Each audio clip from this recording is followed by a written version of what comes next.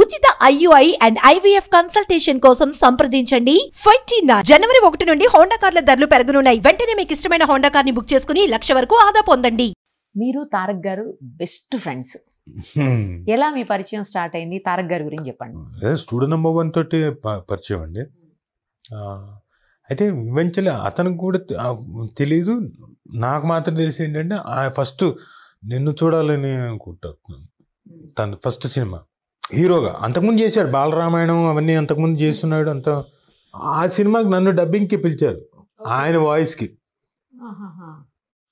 ఎక్కడో నా voice suit అవ్వదు అనుకొని చెప్పకుండా వచ్చేసాను. తన వాయిస్ తన వాయిస్ లేత వాయిస్ కదా, వెరీ యంగ్ ఏజ్లో వచ్చిన వ్యక్తి కదా.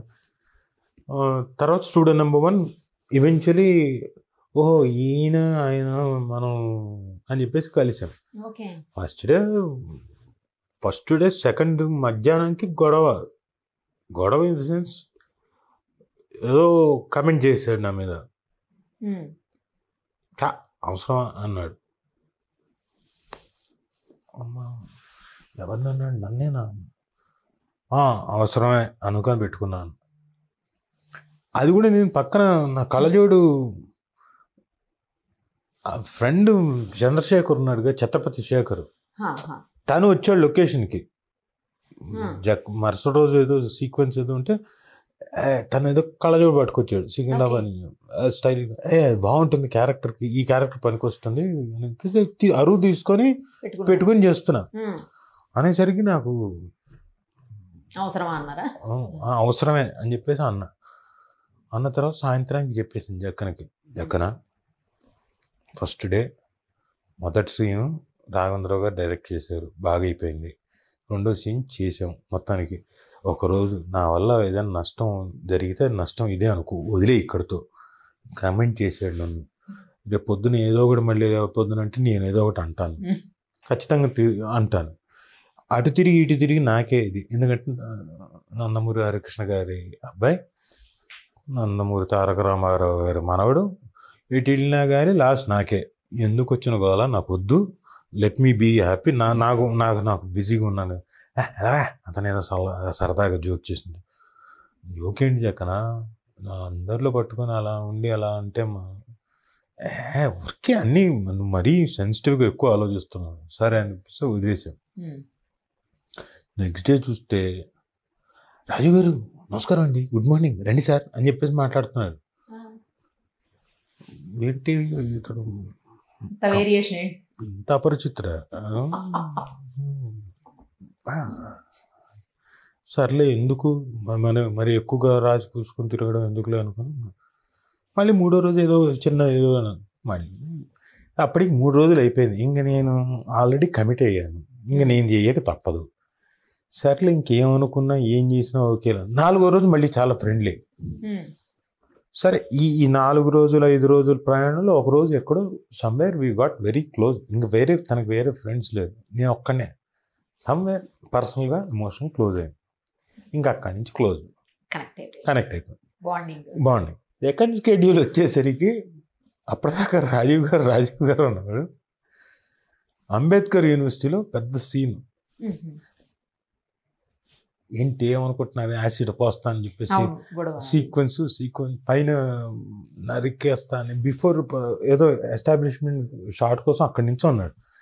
నేను ఈ లోపల రెడీ ఇటు నడుచుకుంటూ వస్తున్నా, తన సీక్వెన్స్ జరుగుతుంది తంది. ఇంకా మొత్తం మోడల్స్ జూనియర్స్ అంతా స్ప్రెడ్ అయి ఉన్నారు. అక్కడి నుంచి వస్తే ఒరే రాజాగా రారా అన్నాడు. ఒరేని రాజీవ్ గారి నుంచి రాజాగా అంటే మరి ఫ్రెండ్ అంటే అనరా ఏంటి అన్నాడు. కరెక్టే కదా, సర్లే సరే అని ఇంకా అక్కడి క్లోజ్, చాలా డీరెస్ట్ ఫ్రెండ్స్ కదా. ఇంకా అంతే, అలా ప్రయాణం అలా కంటిన్యూ ఇప్పటికీ కంటిన్యూ అవుతుంది. కాకపోతే ఇప్పుడు కొంతకాలం అయిన తర్వాత, పెళ్ళైన తర్వాత రోజు ఇదివరకంటే రోజు ఉండేవాళ్ళం. ఇప్పుడు ఉంటే ఆవిడ చీపురు కట్ట తిరిగేసి గ్యారంటీ అంతే ఆయనకు అవుతుందో లేదో కానీ మాకైతే గ్యారంటీగా అవుతుంది. బాగోదు కదా. సో ఈ should have his own space అని చెప్పేసి నార్మల్ గా ఫ్రెండ్షిప్ అయితే కంటిన్యూ అవుతుంది. ఖచ్చితంగా. ఎన్టీఆర్ గారికి చిన్న యాక్సిడెంట్ అయింది, గుర్తుందా అండి? అక్కడ ఆ టైంలో మీరు కూడా ఉన్నారా పక్కన? అవును. లక్కీలీ మీకేం తగలలేనట్టున్నాయి. మాకు గాయాలేం కాలేదు, బయటికి ఏం లేదు. మాకు ఇంటర్నల్ అంటే కంప్రెషన్స్ అంట, C4 లంబార్ అవన్నీ ప్రాబ్లం. వాటికి తగిలినాయి దెబ్బలు మీకు కూడా? అంటే బయటికి లేదు, అదే బయటికి రక్తం ఏమీ లేదు, బట్ లోపల ఉండింది. లక్కీగా అందరూ అందులో ఉన్న వాళ్ళందరూ సేఫ్గా బతికి బయటపడ్డారు. ఇప్పుడు బండి అంతా మొత్తం పాడైపోయింది, అసలు చాలా హాస్పిటల్లో చాలా రోజులు ఉన్నారు. చాలా అదృష్టవంతులు. ఇప్పటికీ ఉంటాయి కదండి, ఆ స్కార్ ఉంటుంది తనకు? ఆల్మోస్ట్ లేదు, అంత బాగా సర్జన్ బాగా చేశారు. స్కార్ అయితే కనిపిస్తుంది కొంచెం ఎక్కడ ఉందండి, లేకపోతే యాక్చువల్గా అయితే అది పెద్దది అయి ఉండాలి. యాక్చువల్గా మామూలుగా అంటే పెద్ద స్కార్ అయి ఉండాలి.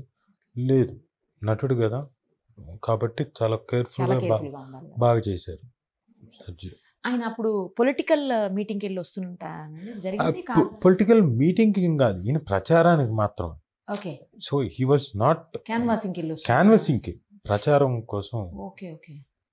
ఆ ఎలక్షన్స్ లో చాలా ఆయన ఏమంటారు యాక్టివ్ గా పార్టిసిపేట్ చేశారు. తర్వాత ఎలక్షన్స్ లో అసలు ఎందుకు దూరం అయిపోయారు? అంటే ఒక ఫ్రెండ్ గా మీకు తెలుస్తుంది కదా. అలా ఏం లేదండి, నాకు తెలిసి ఏంటంటే సినిమాలు ఇప్పుడు ఆ టైంలో వాళ్ళు పెద్దలు ఏదో నిర్ణయించుకున్నట్టున్నారు, ప్రచారానికి రమ్మని చెప్పేసి అడిగారు, చేశాడు. తర్వాత సినిమాల్లో బిజీగా ఉండి బహుశా అకామిడేట్ చేయలేకపోయి ఉండొచ్చు. అంటే ఆ టైంకి మీరు అనుకున్న టైంకి అవైలబుల్గా ఉండాలి కదా. ఇప్పుడు ఒకేసారి ఆ టైంకి సినిమా ఏదో ఉండి ఉండొచ్చు, ఏదో షూటింగ్లో అంత అలాంటిదే ఉంటుంది అంతే తప్ప పెద్దగా నాకు తెలిసి దూరంగా ఉండాలనుకోను. మరి అంత పర్సనల్గా నాకు తెలియదు. మీకు ఇంకా బాగా ఇష్టమైన వ్యక్తి ప్రభాస్ గారు అని కూడా విన్నాను నేను. బాగా ఇష్టం, కానీ నేను ఫస్ట్ సినిమా మాత్రమే నటించాను. తర్వాత ఛాన్స్ రాలేదు. అడవిరాముడు చేశాను, అందులో కూడా మళ్ళీ తన్ని ఏడిపించే కామెడీ విలను, నేను ఆయన్ని ఏడిపించే ఇది నాకు బాగా ఇష్టం. చాలా కూల్ పర్సన్ వ్యక్తి, బేషిజం ఏమి ఉండదు, చాలా ఇష్టం. బట్ నాకు తర్వాత మళ్ళీ ఆపర్చునిటీ రాలేదు చేయడానికి. అంటే కాంటాక్ట్లో ఉంటారండి? లేదు, ఇప్పుడు తర్వాత కాంటాక్ట్లో ఎప్పుడు లేదు. అది కలిస్తే ఎక్కడో చోట వింటూ ఉంటాం, ఎక్కడ దగ్గర నుంచి ఎక్కడో వింటాం, చేశాడు ప్రభాస్ ఈరోజు అని చెప్పేసి ఏదో సమయంలో తన ఎక్స్ప్లెయిన్ తన తాలూకు సినిమా ఇది పోస్ట్ ప్రొడక్షన్ వర్క్ బాహుబలిలో ఆ షార్ట్ చేశాడు రాజా అది ఇది అని చెప్పేసి చెప్పినప్పుడు అలా తెలుసు.